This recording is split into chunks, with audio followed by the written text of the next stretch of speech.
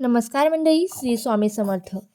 22 जानेवारी रोजी आहे माघ महिन्यातील शुक्ल पक्षाची चतुर्थी तिथी, म्हणजे जी मुख्यतः माघी गणेश चतुर्थी किंवा गणेश जयंती किंवा माघी गणपती या व्यतिरिक्त आपण त्याला तिळकुंद चतुर्थी या नावाने सुद्धा ओळखत जातो. गौरी गणेश चतुर्थी किंवा विनायक चतुर्थी म्हणूनही या तिथीला ओळखलं जातं. या दिवशी मुख्यतः काय करावे हे तर आपण जाणून घेणारच आहोत. तसेच या दिवशीचे शुभ मुहूर्त सुद्धा आपण जाणून घेणार आहोत. पंचांगानुसार यावर्षी माघ शुक्ल चतुर्थी गुरुवार रोजी पहाटे 2:47 सुरू होणार आहे. या तिथीची समाप्ती 23 जानेवारी शुक्रवारी रोजी पहाटे 2:28 होणार आहे. उदय तिथीच्या आधारावर गणेश जयंती ही 22 जानेवारी रोजी साजरी केली जाणार आहे. यंदा गणेश पूजेचा शुभ मुहूर्त तब्बल 2 तास 8 मिनिटाचा असणार आहे. या दिवशी आपण गणपती बाप्पांची पूजा सकाळी 11:29 सुरू करू शकतो आणि कारण दुपारी समाप्ती ही दुपारी 1:37 होणार आहे. एकंदरीत ज्याच्याकडे माघी गणेश उत्सव साजरा केला जातो त्यांच्यासाठी यावर्षी 2.5 तासाचा वेळ आहे. साधारणतः सकाळी 11:30 ते 1:45 गणेश पूजन करावं. गणपती स्थापना करावी. या दिवशी भद्रा काळ हा दुपारपासून लागतो, तर पूजा सकाळीच करणं उत्तम मानलं जातं. ज्या दिवशी चंद्रोदय संध्याकाळी साधारणतः 7 वाजल्यापासून 8 वाजेपर्यंत असणार आहे, या काळात तुम्ही व्रत सोडू शकता. माघे गणेशोत्सव हा मुंबई, पुणे, कोकणात मोठ्या प्रमाणात साजरा केला जातो. याचबरोबर आमच्या मराठवाड्यात सुद्धा हा मोठ्या प्रमाणात सण साजरा केला जातो. आता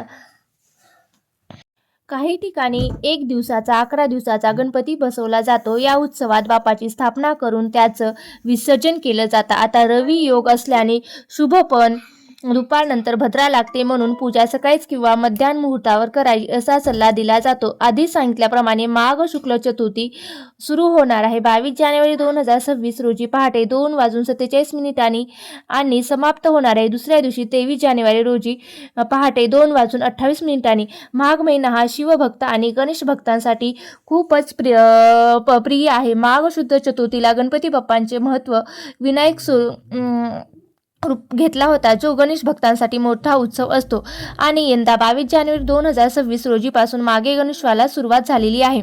आता गणेश जयंतीच्या दिवशी पूजा विधी सकाळी करून घेऊया.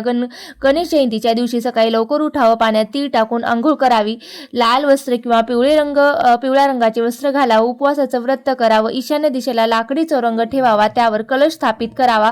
त्यानंतर गंगेच्या पाण्यात तीळ मिसळलेल्या पात्रात धातूपासून बनवलेल्या गणपती बाप्पाची मूर्ती घ्यावी, त्यांना स्नान घालावं किंवा तुम्ही अभिषेक करू शकता. ज्यांच्याकडे माघी गणेश उत्सव असतो त्यांनी बाप्पांच्या मातीच्या मूर्तीची स्थापना करावी आणि त्यांची षोडोपचारी पूजा करावी. षोडोपचारी पूजा करण्यासाठी आव्हान, आसन, पाद्य, अर्थ, स्नान, वस्त्र, यथोपवीत ग्रंथ, अक्षदा, फूल, धूप, दीप, नैवेद्य, फळ, दक्षिणा या सर्वांची आवश्यकता असते आणि सोपी पूजा करावी. त्यानंतर नैवेद्य दाखवावा. नैवेद्यामध्ये तिळाचे लाडू, मोदक, तिळगुळ आणि दुर्वा पान याचा सुद्धा नैवेद्य तुम्ही दाखवू शकतात. ओम गण गणपते नमः किंवा ओम वक्रतुंडाय होम या मंत्राचा विशेषतः तुम्ही जप करावा.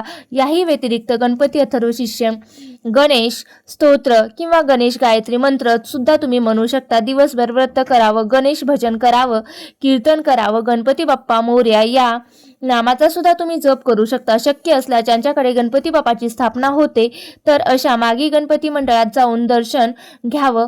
या दिवशी गणपती अथर्वशीर्षाचं पठण करावं. केल्याने काय होतं तर चांगलं फळ मिळतं. तसेच किंवा तुम्ही ओम गण गणपते नमः हा सुद्धा मंत्र केल्यास तुम्हाला चांगलं करिअर आणि व्यवसायातील अडथळे दूर होतात अशी आहे. आता विशेषतः भद्रा काळात गणेश उत्सव स्थापना मोदकाचा नैवेद्य दाखवला जातो. मात्र माघे गणेश जयंतीला तिळाच्या लाडूचा विशेष महत्त्व आहे.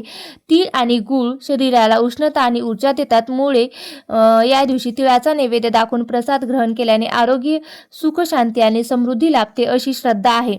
तर माघे गणेश जयंती ही 22 जानेवारी रोजी आलेली आहे. या दिवशी भगवान श्री गणेशाचा जन्मदिवस मानला जातो आणि त्यांच्या पूजेतून विघ्न निवारण, बुद्धी वृद्धी, ज्ञान समृद्धी, यश प्राप्तीसाठी, संकट दूर होण्यासाठी विशेष उपाय केले जातात.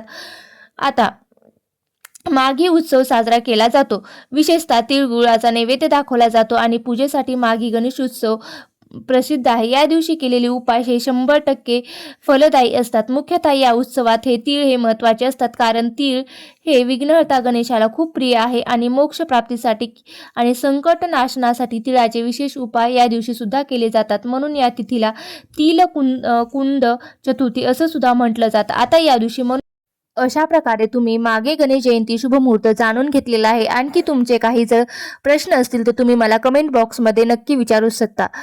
तुम्हाला जर व्हिडिओ आवडला असेल तर नक्की लाईक करा, शेअर करा आणि चॅनलवरती नवीन असाल तर चॅनलला सबस्क्राईब करून घ्या. श्री स्वामी समर्थ. जय जय स्वामी समर्थ.